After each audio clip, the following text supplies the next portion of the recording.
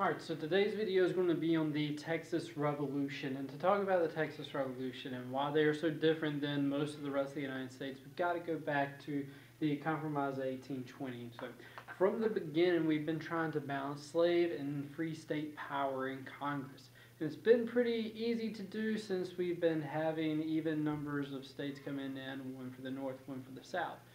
That is a good system to keep it balanced until we run out of states for one side and we have another state ready to come in on the other side.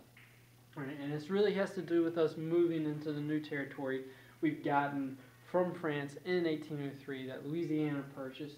We already have Louisiana as a state, but this is going to focus with more of this territory up in the northern sections of the new territory. Southerners are moving there.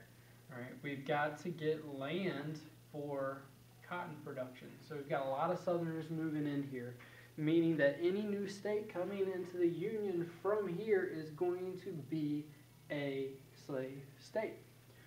That new territory, the territory that is ready to come into the Union, is going to be Missouri. And they're ready to come into the Union. So Missouri is going to come into the Union as a slave state. Problem is we don't have any other state to balance that out. All right.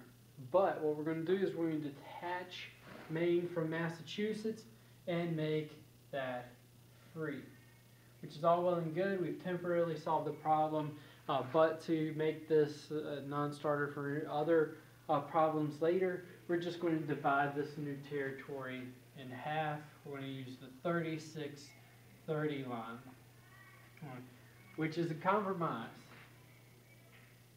But the problem for the South is this is the only territory that they can move into. There's a lot more extending up that the North can move into, so they're kind of cramped. So this guy's face is actually a frown now. He's upset that he's going to be squished into this territory. Now, this is going to lead him to make a hard decision. We usually think of the United States as being a land of immigrants, people coming into the country. This time, the Southerners looking for new land because their existence, the plantation culture, requires them to find new land. They're actually moving into newly formed in 1821 Mexico. 1821. How you doing today, sir? Pretty good. So what we're doing now is Mexico is 1821. They've gotten their independence. They're lightly settled in the north.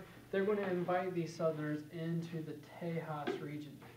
And they're going to be able to set up their plantations. Mexico has not really outlawed slavery yet, so they're setting up their plantations. Everything looks good for these southern plantations.